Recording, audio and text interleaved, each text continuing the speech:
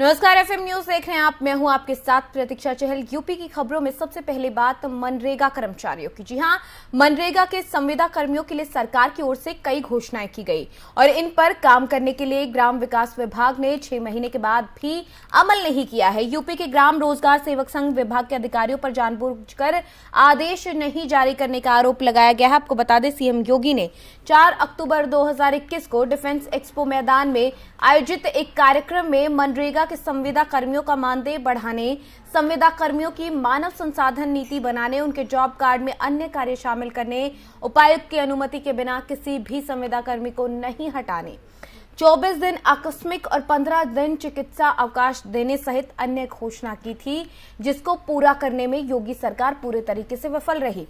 वहीं विभाग से मानदेय बढ़ाने, ग्राम पंचायतों में के नगर निकाय में शामिल होने के कारण उन ग्राम पंचायतों के ग्राम रोजगार सेवकों को अन्य पंचायतों में समायोजित करने का आदेश जारी हुआ। ग्राम रोजगार संघ के अध्यक्ष भूपेश सिंह ने बताया कि जॉब कार्ड में सभी काम करने की बात की गई थी, लेकिन केवल पीएम और सीएम आवास की जियो टैगिंग का काम ही शामिल है, जबकि संविदा कर्मियों की एचआर पॉलिसी जारी करने, उपायुक्त की अनुमति के बिना किसी भी संविदा कर्मी को न हटाने और आकस्मिक और मेडिकल अवकाश का आदेश अभी तक जारी नहीं किया गया। उन्होंने कहा कि इससे करीब 40,000 संविदा कर्मी प्रभावित हो रहे हैं।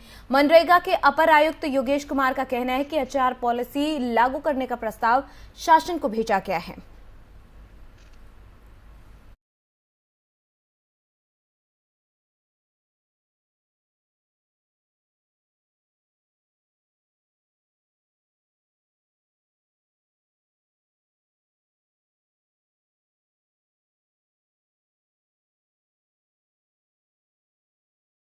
वहीं इसी खबर पर ज्यादा जानकारी के साथ हमारे संवाददाता नितिन लखनऊ से हमारे साथ लाइव या फोनों पर पर जुड़ गए हैं।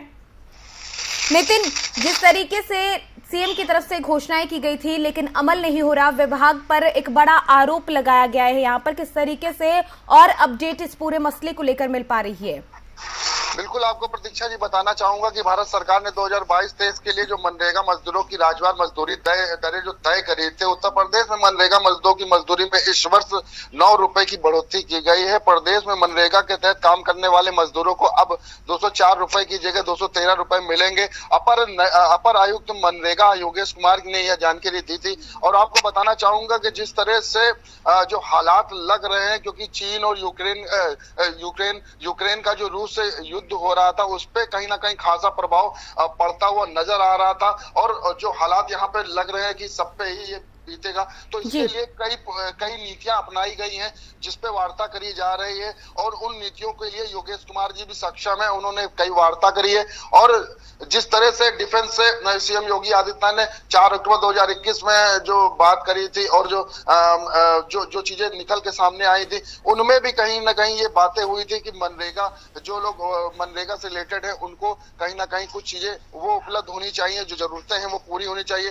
तो इन सबको देखते हुए जो 40,000 संविदा कर्मचारी प्रभावित हो रहे थे, उनके लिए मनरेगा में अब कुछ ना कुछ बेहतर होने वाला है। योगेश कुमार जी ने ये साफ कर दिया है। आपको बताना चाहूंगा कि 24 दिन के आकस्मिक दिन के लिए जो 15 दिन का चिकित्सा अवकाश देने की सहित घोषणा हुई थी, जिसको पूरा करने में योगी सरकार पूरी तरह विफल रही थी, कहीं ना कहीं उस पर भी चर्चा की जा रही है। और विभाग में मानदेय बढ़ाने की बात जो पहले से चल रही थी, उसको पूरा करने की बात हो चुकी है। और ग्राम पंचायतों में नगर निकाय शामिल होने के कारण उन ग्राम पंचायतों के ग्राम रोजगार सेवकों को अन्य पंचायतों में समायोजित करने के आदेश भी जारी हो चुके हैं। आपको बताना चाहूंगा कि जिस तरह से जॉब कार्ड के संबंधित शामिल होने वाली की बात जो चल रही थी, उसको केवल पीएम और सीएम आवास की जियो टैगिंग के काम करने में शामिल किया जाएगा, जबकि संविदा कर्मियों की एचआर पॉलिसी करने की जारी उपायुक्त की अनुमति के बिना किसी भी संविदा कर्मी को या हटाने या आकस्मिक मेडिकल अवकाश आदेश अभी तक जारी नहीं किया गया है। उन्होंने कहा है कि जिस तरह से जो मनरेगा जो जिनको जरूरत है, उनको जरूर कोई ना कोई लाभ मिलेगा। और जो हालात बन रहे हैं, क्योंकि महंगाई का दौर बढ़ता जा रहा है, कहीं ना कहीं जितने जो मनरेगा के जो रिलेटेड है, जिनको जरूरत पूरी होनी चाहिए, क्योंकि जिस तरह से गांव क्षेत्रों की बात कर ली जाए तो वहां पर हालात बद से बदतर और होते जा रहे हैं, क्योंकि जिस तरह से गर्मी बढ़ रही है, उनको सींचने के लिए जल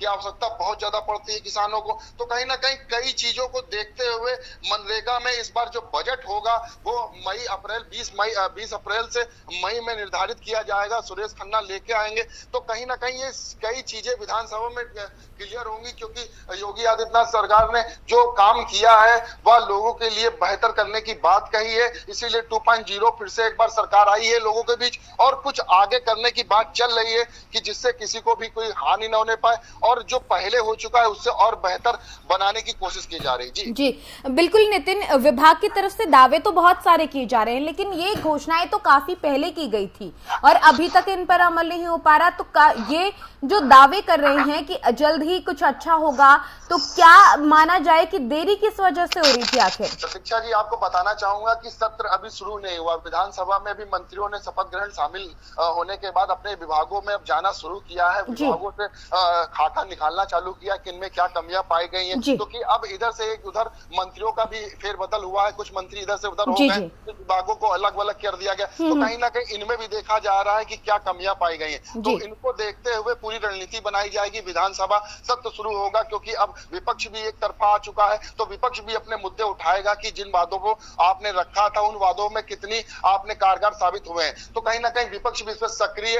लेकिन अगर इन पर बात कर ली जाए कि मनरेगा को लेकर बात जो करी जा रही कि जो योजनाएं लाई गई थी 2022-23 के अंतर्गत, उनमें कितना लाभ मिल गया, तो उसमें कहीं ना कहीं ये बताया जा रहा है कि 9 रुपए जो बढ़ोतरी बढ़ाई गई है मजदूरी, तो कहीं ना कहीं ये एक बेहतर प्रावधान है और कहा जा सकता है कि योगी सरकार के लिए आगे भी लाभकारी सिद्ध हो सकता है। लेकिन जब 20 अप्रैल को इस विधानसभा में जब बजट पेश किया जाएगा और सुरेश खन्ना इसको लेके आएंगे, तो कहीं ना कहीं ये कहा जा सकता है कि बजट सत्र में कुछ ऐसा इस बार लोगों को मिलेगा जो उनको चाहिए, और उससे कहीं ना कहीं और बेहतर बनाने की कोशिश की जाएगी, क्योंकि उन्होंने जो वादे किए थे वो उनको बाखूबी पता है कि उनपे कितने खरे उतरे थे। लेकिन कहीं ना कहीं ये देखा जा सकता है कि अब जो 2.0 जो की सरकार है वो अब पूरी तरह से लगी हुई है, लोगों के बीच जा रही है, उनकी समस्याओं को सुन रही है, चाहे उनके मंत्री हो या नेता हो, जितने भी हैं IPS IAS अधिकारी, वो भी अब कहीं ना कहीं मैदान में उतरे हुए हैं, लोगों के बीच जा रहे हैं, उनकी समस्याओं को सुन रहे हैं। तो अब कुछ बेहतर होने की उम्मीद नजर आ रही है।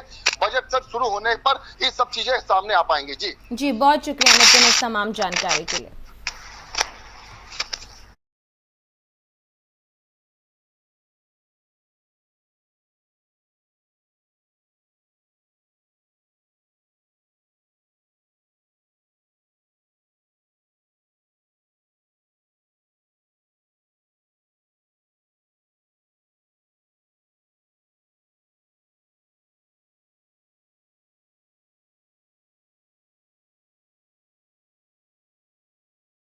समाजवादी पार्टी के कद्दावर नेता आजम खान के मीडिया प्रभारी फसाहत अली खान ने अपनी ही पार्टी के राष्ट्रीय अध्यक्ष अखिलेश यादव पर सवाल उठाए हैं। उन्होंने भरी मीटिंग में जेल में बंद आजम खान को लेकर कहा कि क्या ये मान लिया जाए कि पूर्व मुख्यमंत्री योगी आदित्यनाथ सही कहते हैं कि अखिलेश जी आप नहीं चाहते कि आजम खान जेल से बाहर आए।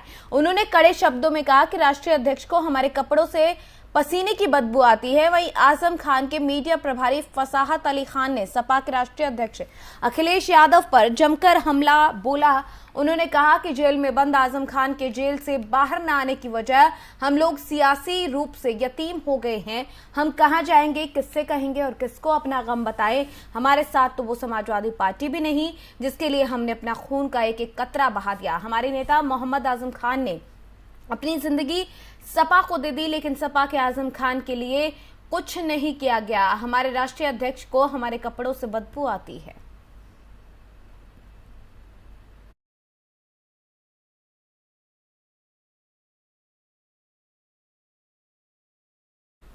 तो एक बार फिर पार्टी के अंदर की अंतकलह सामने आ रही है। अब बारी आजम खान के मीडिया प्रभारी की है, जिनकी तरफ से एक बहुत बड़ा बयान दिया गया है। अपने बयान में उन्होंने अखिलेश पर निशाना साधा और कहा कि अखिलेश नहीं चाहते कि खान साहब जेल से बाहर आए। अगर खान साहब जेल से बाहर नहीं आते हैं तो हम यतीम हो गए हैं, आखिर हम किसे कहेंगे, किसे अपनी बात को सुनाएंगे।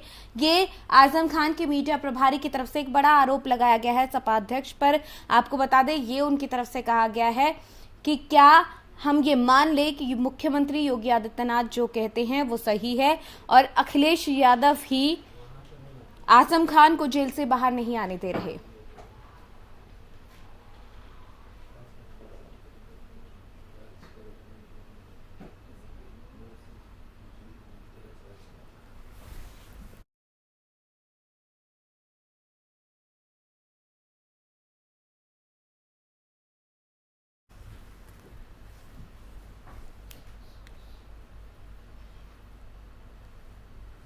तो इसी खबर पर ज्यादा जानकारी के साथ हमारे संवाददाता मुजस्सिम खान रामपुर से हमारे साथ यहाँ पर जुड़ गए हैं।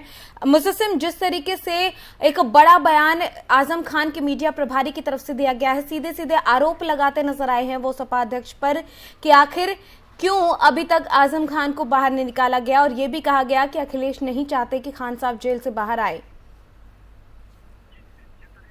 अब जो आजम खान के मीडिया प्रभारी हैं उनकी बात को अगर रखा जाए तो कहीं ना कहीं कुछ हद तक आजम खान के अल्फाज भी हो सकते हैं, क्योंकि उसका सीधा कारण ये है कि आजम खान 2 साल से लगभग सीतापुर की जेल में बंद हैं। वो अखिलेश यादव महज एक बार ही उनसे मिलने के लिए जेल के अंदर गए थे, जिसको देखते हुए इस बयान के बहुत बड़े मायने लगाए जा रहे हैं जो राजनीतिक पटल है। क्योंकि आजम खान एक ऐसी शख्सियत है जिस टाइम पे ये पार्टी बनी थी समाजवादी पार्टी, तो उसके फाउंडर मेंबर थे, और कहीं ना कहीं जो बयान आया है उनके मीडिया प्रभारी का, उनकी इतनी दमखम नहीं है कि वो आजम खान या उनके परिवार के बिना मर्जी के ये बयान दे सकें। तो इससे कहीं ना कहीं मायने निकालने बहुत जरूरी है। हालांकि जिस टाइम हमारी उनसे बात हुई तो मीडिया प्रभारी थे तो फसाद अली शयानो का कहना था कि ये हो सकता है कि ये वो उनका बहुत बड़ा दिल है आजम खान का, और वो बहुत सी बातें नहीं कह पाते हैं। तो कहीं ना कहीं इशारों में उन्होंने इस तरफ जो इशारा किया है जो एक अल्फाज होते हैं राजनीतिक के, तो वो कहीं ना कहीं इस मायने निकाले जा सकते हैं कि आजम खान के अल्फाज भी हो सकते हैं। बिल्कुल मुजस्सिम, जिस तरीके से एक बड़ा बयान दिया गया, सीधे सीधे सपा अध्यक्ष पर यह भी आरोप लगाया कि उन्हें तो हमारे कपड़ों से बदबू आती है। इस तरीके की बयानबाजी अगर हो रही है तो पार्टी की अंतकला कहीं ना कहीं सामने भी आ रही है अब।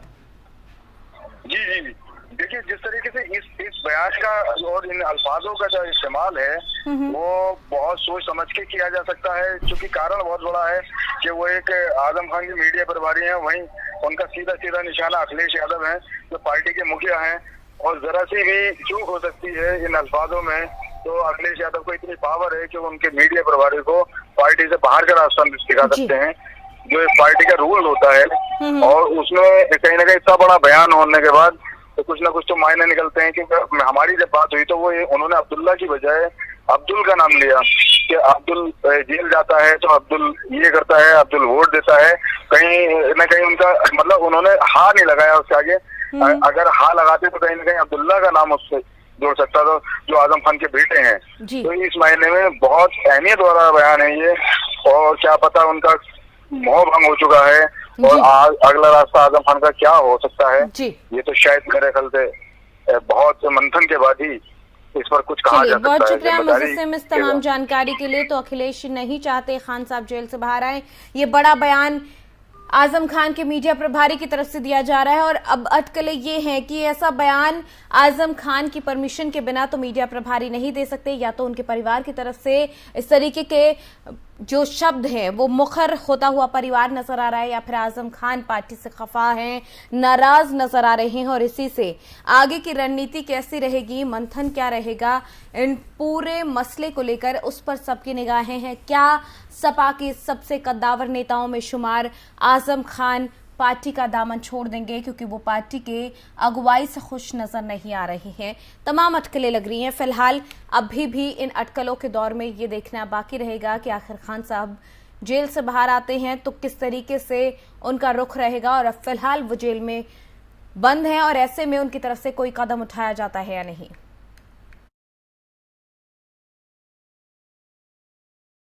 सीएम योगी इस समय गरीबों के मसीहा बनकर उनकी मदद कर रहे हैं। बता दें कि योगी आदित्यनाथ ने रविवार को ही पैसे की तंगी की वजह से किसी भी व्यक्ति के इलाज में बाधा नहीं आने की बात कही। इसके लिए जो भी प्रार्थना पत्र आए उनमें से तुरंत कार्रवाई की गई है।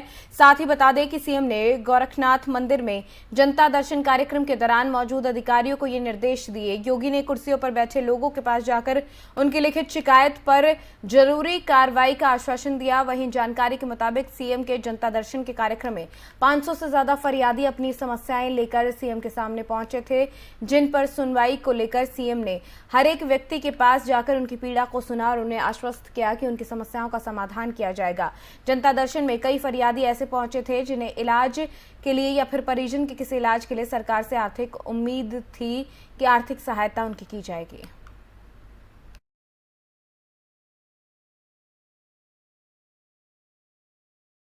देश भर में एक बार फिर से कोरोना का कहर तेजी से अपना पैर पसारने लगा है। बता दें कि गाजियाबाद के 2 स्कूल में 5 बच्चे कोरोना संक्रमित मिले हैं। इनमें 3 बच्चे एक ही स्कूल के हैं, वहीं 2 बच्चे दूसरे स्कूल में पढ़ते हैं। ताजा मामला मंगलम स्कूल का है, जहां पर 3 बच्चे कोरोना पॉजिटिव पाए गए हैं और स्कूल प्रशासन ने 2 बच्चों को कोरोना पॉजिटिव पाए जाने की पुष्टि भी की है दूसरे स्कूल में। साथ ही बता दें कि 2 बच्चों के कोरोना पॉजिटिव पाए जाने के बाद पूरे स्कूल को सैनिटाइज करवाया गया और एहतियात के तौर पर स्कूल प्रशासन ने 11 और 12 अप्रैल के लिए ऑफलाइन क्लासेस को बंद कर दिया गया है। आपको बता दें कि स्कूल की ओर से जारी किए गए आधिकारिक बयान में ये बताया गया है कि ऑफलाइन क्लासेस को फिलहाल के लिए बंद किया गया है। 11 और 12 अप्रैल को सिर्फ ऑनलाइन क्लासेस ही जारी रहेंगी।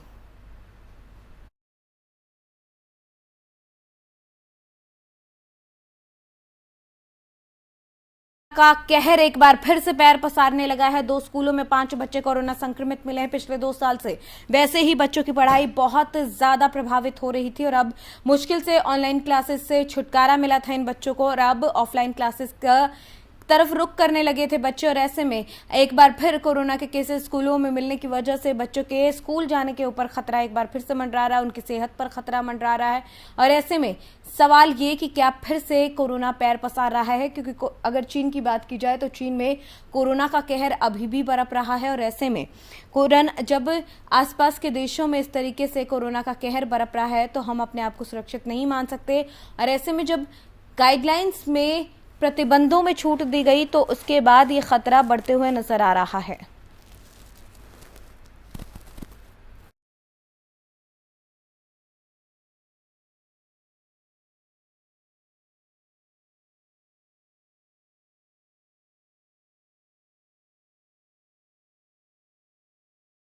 तो कोरोना का कहर एक बार फिर से पैर पसारने लगा है। 2 स्कूलों के 5 बच्चे कोरोना पॉजिटिव पाए गए हैं और ऐसे में क्या फिर से कोरोना पैर पसार रहा है, ये सवाल खड़ा होता है। क्योंकि जब प्रतिबंधों में थोड़ी छूट मिली, स्कूलों में बच्चे जाने लगे और अचानक से फिर केसेस सामने आने के बाद कहीं ना कहीं डर अभिभावकों में भी और प्रशासन में भी, क्योंकि एक बार फिर अगर कोरोना का कहर पैर पसारता है तो ये आम लोगों के लिए, सबके लिए, आम क्या खास क्या, सबके लिए एक बड़ी मुसीबत बनकर सामने आएगा। इसी खबर पर ज्यादा जानकारी के साथ हमारे संवाददाता नितिन कुमार गाजियाबाद से हमारे साथ यहाँ पर जुड़ गए हैं। नितिन, 5 बच्चे कोरोना पॉजिटिव पाए गए हैं और ऐसे में सवाल, क्या फिर से कोरोना पैर पसार रहा है?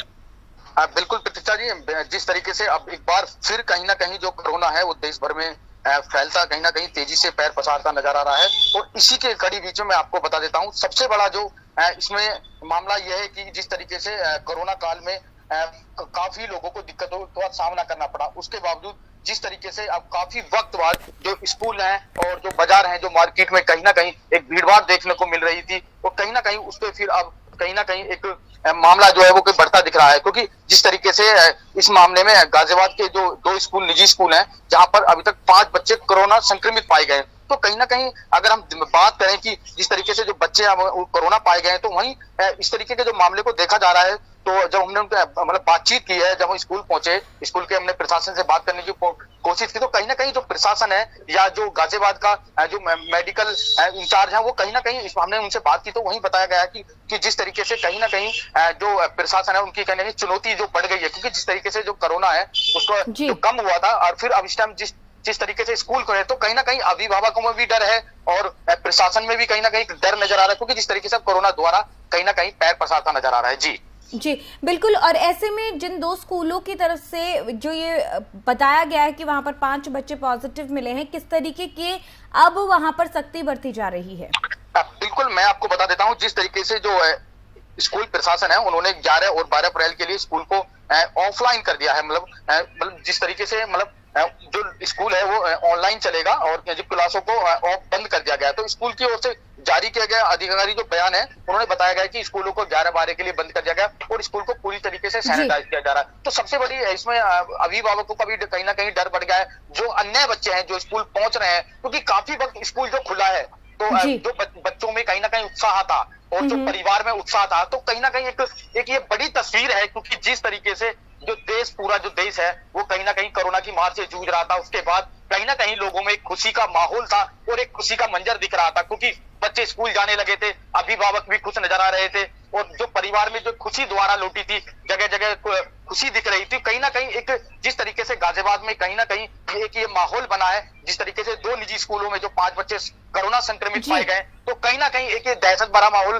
भी क्रिएट कर रहा है, क्योंकि कहीं ना कहीं जो बच्चे हैं, जो दूसरे बच्चे हैं जिनको मतलब कोरोना बिल्कुल डरना भी जरूरी है नितिन, क्योंकि अगर कोरोना एक बार फिर से आता है तो सबसे ज्यादा परेशानी बच्चों को होगी, बुजुर्गों को होगी, क्योंकि स्कूल बच्चे अगर नहीं जाते हैं तो फिर ऑनलाइन पढ़ाई करनी पड़ेगी, जो कि उनके भविष्य पर भी एक तरीके से खतरा खुद बना हुआ है। चलिए, बहुत शुक्रिया नितिन इस तमाम जानकारी के लिए।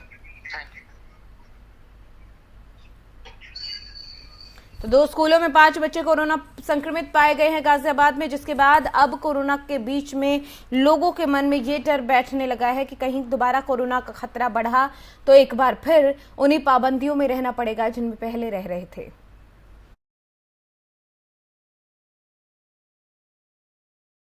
खबर गाजीपुर से, जहां पर मुख्तार अंसारी के खिलाफ पुलिस की प्रशासन की तरफ से बड़ी कार्रवाई की गई है। आपको बता दें कि पुलिस की तरफ से इस पूरे मामले को लेकर कड़ी कार्रवाई की गई है। पुलिस प्रशासन ने मुख्तार अंसारी की 3.5 करोड़ की बेनामी संपत्ति कुर्क कर ली है और पुलिस ने गैंगस्टर एक्ट के तहत कार्रवाई की है। साथ ही पुलिस प्रशासन ने मुख्तार अंसारी की मां राबिया खातून के नाम 810 वर्ग जमीन कुर्क कर ली है। मुख्तार की ये बेनामी संपत्ति सदर कोतवाली क्षेत्र के महुआ बाग इलाके में है। शहर में पौष इलाके में मौजूद इस जमीन की कीमत 3.5 करोड़ रुपए से ज्यादा है, जिसे पुलिस प्रशासन ने फिलहाल कुर्क किया है।